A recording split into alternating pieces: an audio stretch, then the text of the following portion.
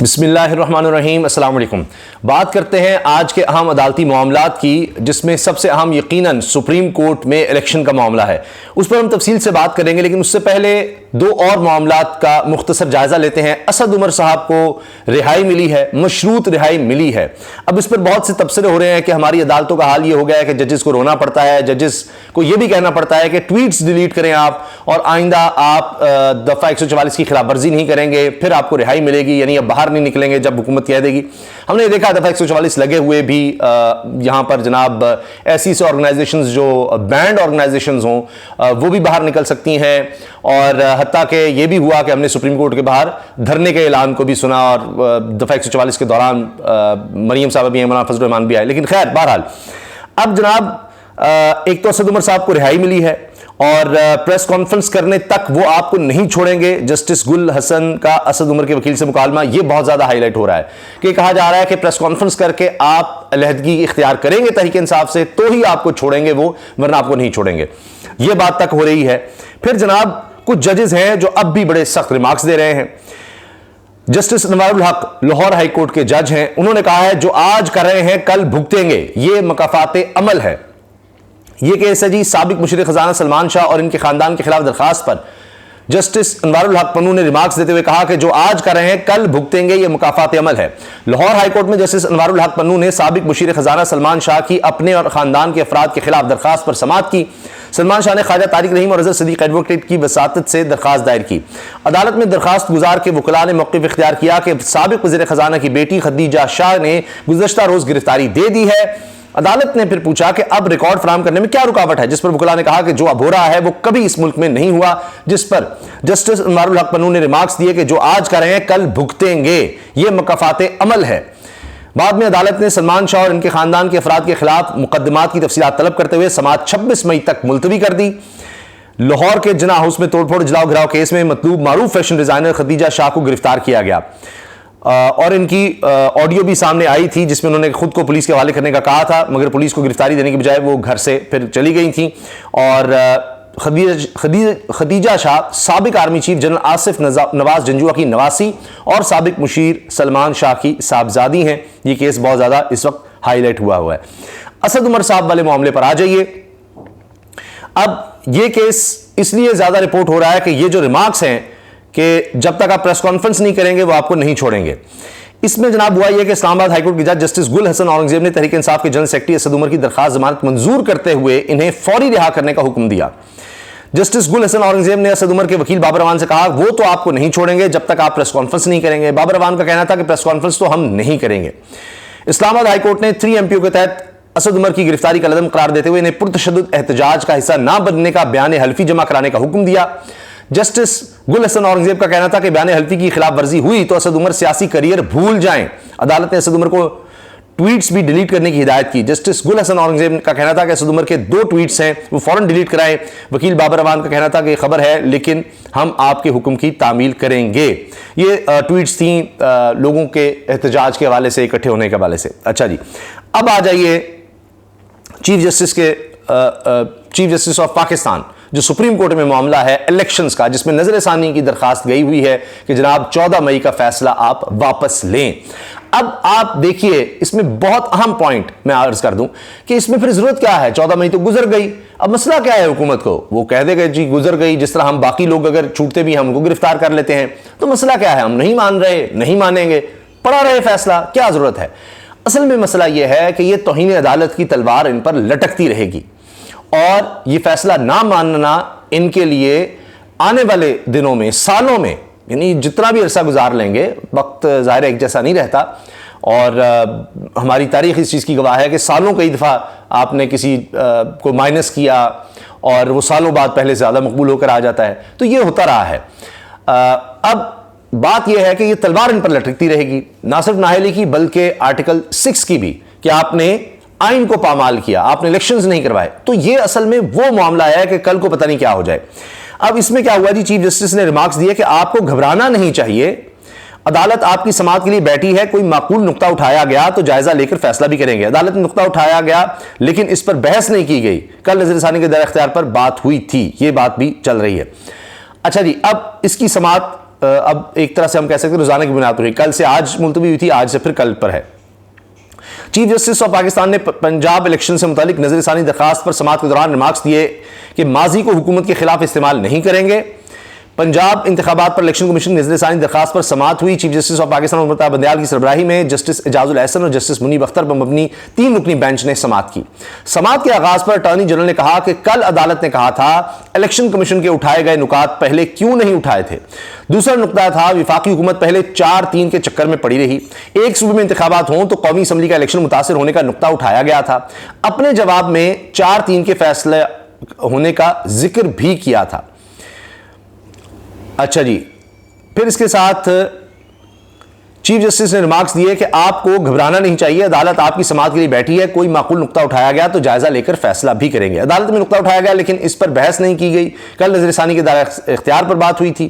Chief justice Umar Ata Bandial ने कहा कि माजी को हुकूमत के खिलाफ इस्तेमाल नहीं करेंगे, हुकूमत की नहीं अल्लाह की रजा के लिए बैठे हैं, बहुत सी कुर्बानियां देकर यहां बैठे हैं। आप अपने साथियों से कहें कि हमारे दरवाजे पर ऐसी बातें ना करें, ऐवान में गुफ्तगू भी सख्त ना करें।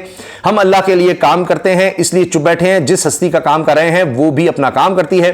चीफ जस्टिस ने मजीद कहा कि आप सफाइयां ना दें, अदालत साफ दिल के साथ बैठी है, हमारी हर चीज दुरुस्त रिपोर्ट नहीं होती। कहा गया इमरान खान को अदालत ने मर्सिडीज दी, मैं तो मर्सिडीज इस्तेमाल ही नहीं करता, पुलिस ने इमरान खान की मर्सिडीज का बंदोबस्त किया था, इस बात को पता नहीं क्या से क्या बनाया गया। चीफ जस्टिस ने कहा कि हमने आपको खुशामदीद कहा, गुड टू सी यू कहा। इलेक्शन कमीशन के वकील सजील सवाती ने अपने दलाइल में कहा कि अदालत हमेशा आइन की तशरीह जिंदा दस्तावेज के तौर पर करती है। इलेक्शन कमीशन के वकील जो हैं वो काम की बात नहीं कर सके आज, बहरहाल इधर उधर की बातें रहीं। इन्होंने कहा जी इंसाफ का हतमी इदारा सुप्रीम कोर्ट है, इसलिए इदारा कार महदूद नहीं किया जा सकता, मुकम्मल इंसाफ और आर्टिकल 190 का इख्तियार किसी और अदालत को नहीं। चीफ जस्टिस ने कहा कि क्या 150 साल की अदालती नज़ीरें गैर मौसर हो गई हैं? 150 साल अदालती नज़ीरों के मुताबिक नजर सानी और अपील के दायरा कार में फर्क है। इस सवाल का जवाब आपने कल से नहीं दिया। देखिए मैंने कहा ना कि वो कोई बात काम की नहीं कर रहे थे, अब एक फैसला आ चुका है, उस पर नजर सानी हो सकती है, नए ग्राउंड्स नहीं आप उठा सकते। जो बात आप पहले यानी कर चुके हैं उसी में अगर कुछ गलती है, कुछ और है, उसमें कर सकते हैं, नई बातें नहीं आप कर सकते। क्योंकि पहले आपने कहा कि जी हमें आप फंड्स दिलवा दें, हम इलेक्शन करवा देंगे, अब आप कह रहे हैं जी सुप्रीम कोर्ट का दायरा इख्तियार नहीं है, तो पहले आपने क्यों नहीं कहा? यह असल मामला है जिसमें कहा जी 150 साल से कोई ऐसी नजीर नहीं है जो बातें आप कर रहे हैं। जस्टिस मुनीब अख्तर ने रिमार्क्स दिया कि दायरा कार पर आपकी दलील दुरुस्त मान लें तो सुप्रीम कोर्ट रूल्स का रदम हो जाएंगे। सुप्रीम कोर्ट रूल्स में नजरसानी पर अभी तक कोई तरमीम नहीं की गई, दायरा कार बढ़ाया तो कई साल पुराने मुकदमात भी आ जाएंगे। कैसे हो सकता है कि सुप्रीम कोर्ट रूल्स का नजरसानी से मुतालिक ऑर्डर 26 पूरा लागू ना हो? ऑर्डर 26 पूरा लागू ना होने से नजरसानी दायर करने की मुद्दत भी खत्म हो जाएगी। जस्टिस मुनीब अख्तर ने कहा कि क्या 10 साल बाद कोई नजरसानी दायर करके कह सकता है रूल्स मुकम्मल लागू नहीं होते? आपको शायद अपनी दलील माने जाने के नताइज का अंदाजा नहीं है। इलेक्शन कमीशन के वकील ने जवाब दिया कि नजरसानी दायर करने के लिए मुद्दत खत्म नहीं होनी चाहिए, यानी मुद्दत भी खत्म हो गई थी, इसके बाद ये आए हैं। पहले इनका ख्याल था हम दोस्त धमकी से कोई मसला नहीं, लेकिन अब वही मैंने आपको बताया ना कि डर है कि आगे क्या होगा। जस्टिस मुनीब अख्तर ने मार्क्स दिए कि 70 साल में यह नुकता आपने दरियाफ्त किया है तो नताइज भी बताएं। जस्टिस एजाजुल एहसन ने कहा कि नजरसानी का दायरा कार सुप्रीम कोर्ट रूल्स में मौजूद है। वकील ने जवाब दिया रूल्स नजरसानी के आईनी इक़दाम पर कदम नहीं लगा सकते। चीफ जस्टिस ने मार्क्स दिए कि 184(3) का इस्तेमाल बहुत बढ़ गया है, एहसास हुआ है कि इससे गलतियां भी हो सकती हैं, यानी सो मोटो। आपकी नज़र में नजरसानी का दायरा महदूद होना दुरुस्त नहीं, आप चाहते हैं नजरसानी में दायरा वसी किया जाए। इस नुकते पर अटॉर्नी जनरल से राय लेंगे। अब असल मुकदमे की जानिब आए, इस पर भी दलाइल दें, असल मुकदमे पर आए नहीं रहे। वकील इलेक्शन कमीशन ने कहा कि इंतखाबात की तारीख देने का मामला पहली बार अदालत आया था, जिस पर चीफ जस्टिस ने कहा कि अदालत तवक्को करती है कि ऐसे कानून के हवाले भी दिए जाएं। इलेक्शन कमीशन ने कहा था कि सिक्योरिटी और फंड्स दे दें, इंतखाबात करवा देंगे। अब इन तमाम नुकात की क्या कानूनी हैसियत है? पहले आप कुछ कहते रहे, अब आप नई मंतक ला रहे हैं। 9 रुकनी बेंच ने अपने हुक्म में अहम सवाल उठाए थे। चीफ जस्टिस ने रिमार्क्स दिए कि सियासी जमातों के मफादात कहीं और जुड़े हुए थे, कानूनी नुकात पर दलाइल के बजाय बेंच पर इतराज किया गया। 9 रुकनी से बेंच 5 रुकनी बना, वो भी अदालती हुक्म पर। 7 रुकनी बेंच अदालत के हुक्म पर बना ही नहीं तो 4-3 का फैसला कैसे हो गया? अदालत 2 मिनट में फैसला कर सकती है कि नजरसानी खारिज की जाती है, 2 मिनट में। अदालत कानूनी नुकात पर सुनकर फैसला करना चाहती है, आसानी से कह सकते हैं आपने सवारी मिस कर दी, देर हो गई जनाब। वकील इलेक्शन कमीशन सजील स्वाति ने कहा कि अदालती हुक्म पर इलेक्शन कमीशन ने सदर को खत लिखा। चीफ जस्टिस ने कहा कि इलेक्शन कमीशन ने सदर को वो सूरत हाल नहीं बताई जो अदालत को अब बता रहे हैं। सदर को सिर्फ तारीख देने का लिखा गया था। सुप्रीम कोर्ट इलेक्शन कमीशन को बाइख्तियार बनाने की कोशिश करता है। इलेक्शन कमीशन ने सदर को एक दिन इंतखाबात की एडवाइस क्यों नहीं दी? सदर मुल्कों को 218(3) का बताया, ना ही 1970 के इंतखाबात का। इलेक्शन कमीशन ने सदर को सिक्योरिटी का बताया, ना फंड्स का बताया। चीफ जस्टिस ने कहा कि जमीनी हालात का जिक्र किए बगैर कहा जा रहा है 218(3) के तहत मजीद इख्तियार दिए जाएं। आइन इख्तियार देता है तो इस्तेमाल करने से पहले आंखें और जहन भी खुला रखें। वकील ने कहा कि तलवार के शिकार वाले तलोर के शिकार वाले केस में भी अदालत ने अपने फैसले पर नजरसानी की। 16,000 मुलाजमीन के केस में नजरसानी खारिज हुई, लेकिन अदालत ने 184(3) और 187 का इख्तियार इस्तेमाल किया। जजिस केस में भी अदालत ने अपना फैसला खुद तब्दील किया। चीफ जस्टिस ने कहा कि अदालत ने जजिस केस में सुमोटो नजरसानी की थी। मुलाजमीन केस में अक़लियती नोट है कि खारिज शुदा नजरसानी 187 में बहाल नहीं हो सकती। आखिर में वकील ने कहा दहशतगर्दी केस में सुप्रीम कोर्ट ने करार दिया कि दूसरी नजरसानी दरखास्त नहीं हो सकती, लेकिन अदालत खुद फैसले का जायजा ले सकती है। वकील इलेक्शन कमीशन की से जस्टिस फाइज ईसा केस का भी हवाला दिया गया। उन्होंने कहा कि जस्टिस फाइज ईसा की अहलिया की नजरसानी दरखास्त में भी अदालत ने अपना फैसला वापस लिया था। सुप्रीम कोर्ट ने अटॉर्नी जनरल और वकील इलेक्शन कमीशन की दलाइल सुनने के बाद पंजाब इंतखाबात की समाअत कल तक मुलतवी कर दी है। तो ये मामला ज्यादा लटकता नजर नहीं आ रहा। इसके बाद भी अब देखते हैं कि क्या होता है। कुछ लोगों का ख्याल है कि चीफ जस्टिस बड़े नरम पड़ गए हैं, प्रेशर में आ गए हैं। कुछ लोग कहते हैं कि नहीं, क्योंकि वो रोजाना की बुनियाद पर केस सुन रहे हैं और वो पीछे नहीं हट रहे 14 मई के अपने फैसले से, और ये नजरसानी दरखास्त भी खत्म कर देंगे तो वो 14 मई का फैसला तो वहीं का वहीं रहेगा। और उसके बाद शायद वो कहेंगे जी अब तो कुछ भी नहीं बचा, आपने नजरसानी की दरखास्त भी कर दी, 14 मई का फैसला वहीं का वहीं है, बार बार हम कह रहे हैं, तो लिहाजा उस पर अमल दरामद क्यों नहीं हुआ। फिर देखते हैं उसके बाद फिर आगे क्या होता है, तौहीन अदालत की कार्रवाई या कुछ और। क्योंकि मैं आपसे अर्ज कर रहा हूं कि असल में ये इसीलिए आए हैं कि जी 14 मई की जो फैसला है और सुप्रीम कोर्ट के फैसले पर अमल दरामद ना करना है, पाकिस्तान की तारीख में इस तरह नहीं मिलता, तो फिर उस पर हुकूमत के ऊपर तलवार लटकती रहेगी, एक मसला रहेगा। और वैसे भी इतना अदम इस्तेहकाम है और इंटरनेशनली भी पाकिस्तान को देखा जा रहा है कि यहां तो कानून का एहतराम बिल्कुल खत्म हो गया है।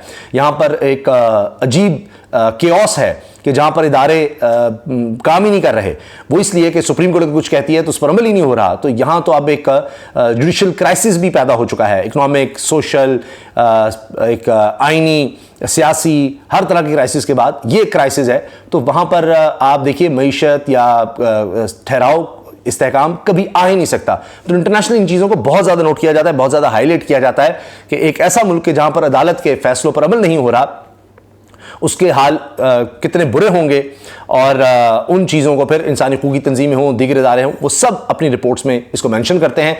ये वजह भी है, हुकूमत को अंदर इतना मसला नहीं है, बाहर से जब आ रहा है प्रेशर, उससे उसके लिए ज़्यादा मसाइल पैदा हो रहे हैं। यहाँ तो उन्होंने गिरफ्तारियाँ और वो है करके अपनी तरफ से चीज़ों को दबाया हुआ है, लेकिन बाहर का उनके लिए मसला बढ़ता चला जाएगा। अल्लाह हाफिज़।